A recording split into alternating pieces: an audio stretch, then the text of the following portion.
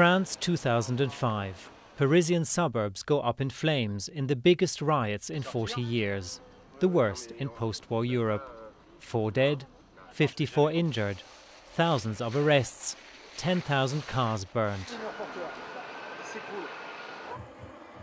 1 year later, a Swedish playwright stages a theatre play about the riots at the Royal Theatre in Stockholm. And now, 5 years after the events, the play has finally come to France. Ils rampent par terre! Oui, c'est vrai, c'est ce qu'ils font! The play, KLIMAX, captures the anger and the despair of the rioting youths, often from immigrant backgrounds.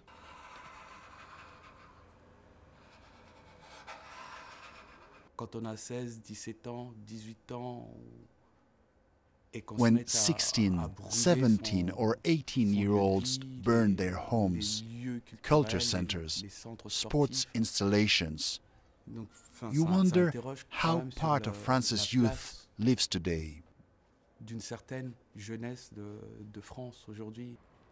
The director of the Paris production is also Swedish. For her, the riots were the clash of two cultures, one cultivated, established, sophisticated and in control of the media, the other shouting out their anger to a world gone deaf.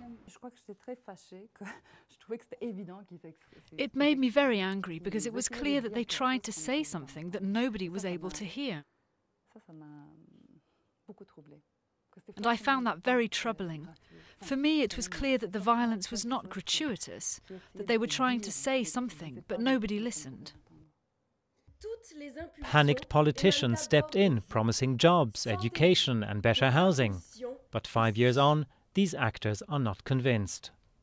Cindy plays an architect, offering a superficial solution, moving high-rise ghetto buildings around to make them look nicer.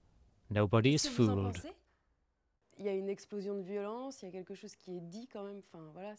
There was an explosion of violence, there was a message. It was never just petty crime.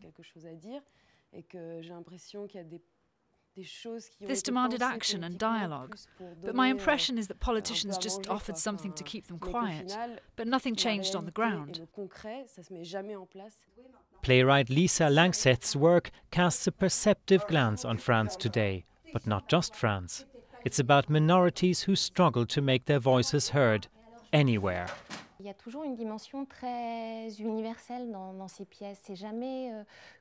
There's always a universal dimension in her plays. They're never just about Sweden or any other specific country. Her universe is fictional and could be anywhere at all. And perhaps that's the lesson of the play, that so long as society marginalizes some of its members, it's asking for big trouble. Sometime, somewhere, and not just in France.